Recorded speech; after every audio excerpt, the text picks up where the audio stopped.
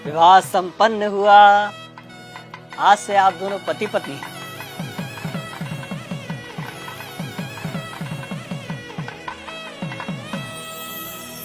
भाई साहब, पंडित जी को भी दक्षिणा देके निपटाओ बस। हाँ हाँ जीजा जी, याद है मुझे। पंडित जी, आपकी दक्षिणा। यजमान, मात्र 1100 रुपए दक्षिणा। अरे तो इतना हैरान क्या हो रहे हैं पंडित जी? जो रेट चल रहा है वही तो दिया है। दक्षिणा रेट से नहीं, सामर्थ्य के अनुसार दी जाती है यजमान। अरे तो क्या पूरी गड्डी पकड़ा दें आपको? अरे श्रीमान, मैंने ऐसा कब कहा? मैं तो बस ये कह रहा हूँ कि आप लोगों ने विवाह इतनी धूमधाम से किया है और दक्षिणा इतनी कम। देखिए पंडित जी, कम हो या ज्यादा, हमें जो देना था हमने दे दिया। अब बाकी बात आप लड़की वालों से करिए भाई। कैसी बातें कर रहे हो भाई साहब? हमारे यहाँ पंडित जी को दक्षिणा लड़के वाले ही देते हैं। अरे पापा, 2100 दे के बात खत्म करो ना। ठीक है ठीक है। भाई साहब पगला रहे हो क्या? किस बात के 2100? 1100 काफी है, उससे 1 रुपया ज्यादा मत दो। अरे जीजा जी, आप पंडित जी को देख नहीं रहे हो क्या? कैसे शुभ काम को अशुभ बनाने में लगे हुए हैं। अब दक्षिणा को भी इन्होंने भिक्षा बना के रख दिया है। बस यजमान बस, ये आपकी दक्षिणा लीजिए, रखिए इसे।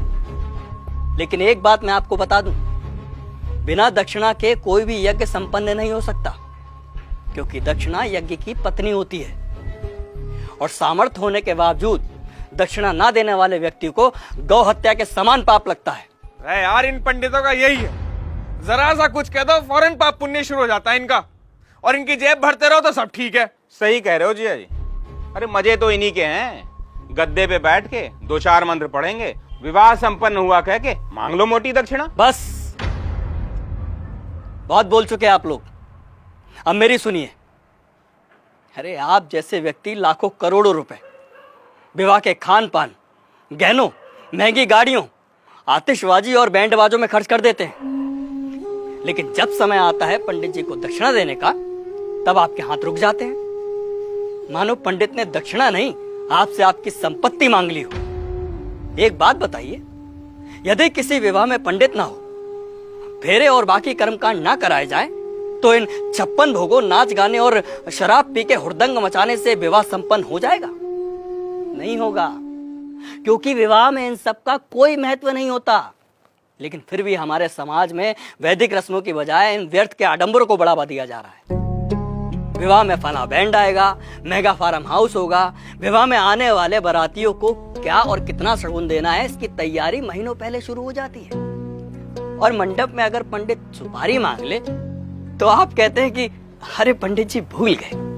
क्या यही तरीका होता है विवाह का? और आप क्या कह रहे थे प्रकाश जी कि पंडित का काम ही क्या होता है? आराम से बैठ के 4 मंत्र पढ़ देना और दक्षिणा के लिए हाथ फैला देना। तो श्रीमान सुनिए, विवाह गुड्डे गुड़ियों का खेल नहीं होता, 7 जन्मों का अटूट बंधन है, जिसमें पंडित मंत्रोच्चारण करके देवताओं का आह्वान करता है और वर वधू को परिणय सूत्र में बांधता है।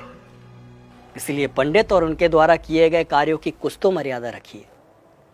उन्हें दक्षिणा भीख समझकर नहीं, आपको जीवन की सबसे बड़ी खुशी देने के लिए दीजिए।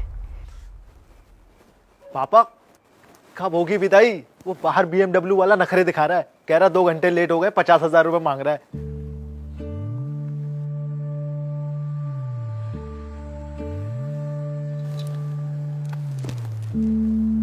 ये तुम्हारे विवाह की दक्षिणा।